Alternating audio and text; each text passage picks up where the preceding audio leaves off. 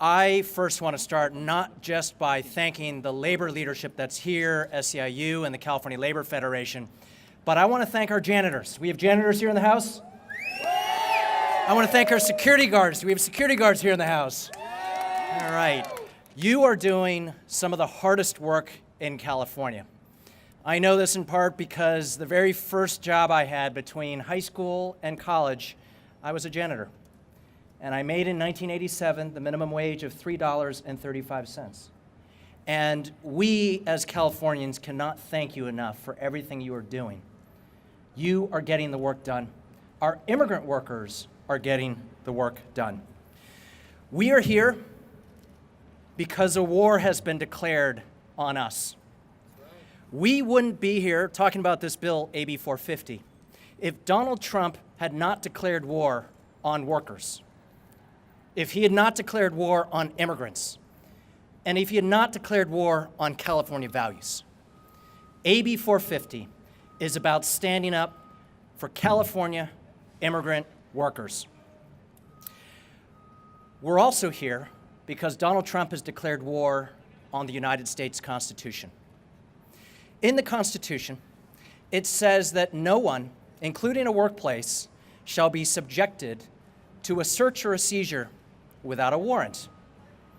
We know that this president, who has routinely violated the Constitution when it comes to immigrants, who has moved forward with 2 unconstitutional executive orders regarding immigrants, who has proposed hiring 10,000 immigration agents to fan across the country to go into workplaces to deport our family members, we know that he does not care about the Constitution. And this is why our Immigrant Worker Protection Act is so incredibly important.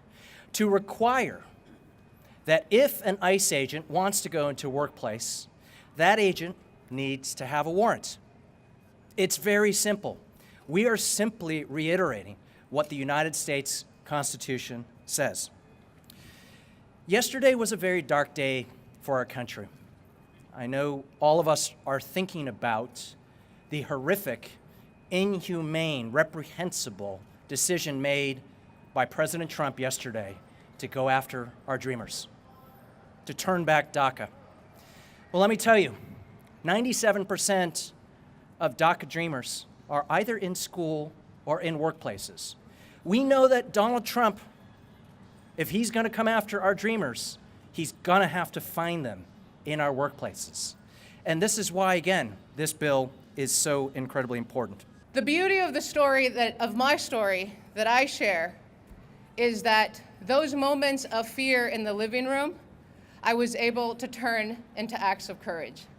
I stand before you today because my parents fought through that fear, went out every day to work first in the farm labor fields of the Central Valley, and then when my mom was able to gain employment after she gained residency, she worked at a union shop at Foster Farms for over 15 years.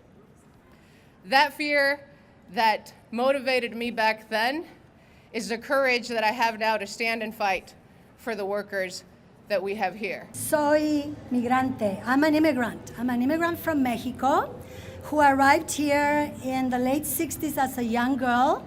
My father was a vineyard worker in the Napa Valley, and I started picking grapes alongside my family in the Napa Valley.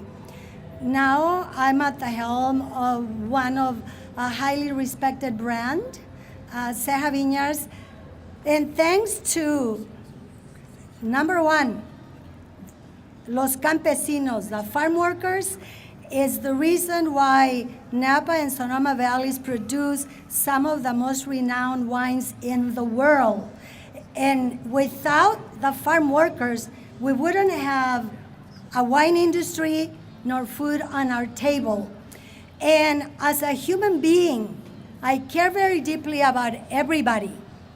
I care very deeply about the fear that a lot of these amazing contributors to our state have of being deported. But there are irresponsible employers out there who use immigration status as a tool to retaliate and take action against workers who are trying simply to assert our rights. This bill protects those workers in the worksite and furthers the message that in California, we say immigrant workers have the rights and justice and dignity of all of us. We stand together as a labor movement. Today is a bright day. We're digging in for the next 6 months of the fight of our lives to save our dreamers and save ourselves. You know, we've been in existence for 30 years, and I got to tell you, I'm very proud of the fact that we have the same employees for a long, long time. We have a very stable workforce, and that doesn't come by accident. It comes because we try our best to provide them a safe and happy and productive environment to work in. And now with the prospect of ICE agents coming and interrupting, what we have built so long, for so long, I don't cotton to that. I'm not going to stand by and see my employees hassled like that. Let me just close with one thought. As a son of immigrants, as someone who used to be an immigrant rights attorney, we can't do this alone. Because these times are dark, because a war has been brought to our immigrant workers. Recently, there was an eclipse in our country where in certain parts of the country, it went completely dark. And I have to ask you, doesn't it feel that way right now? It feels like there's a cloud over our country, a cloud over our state.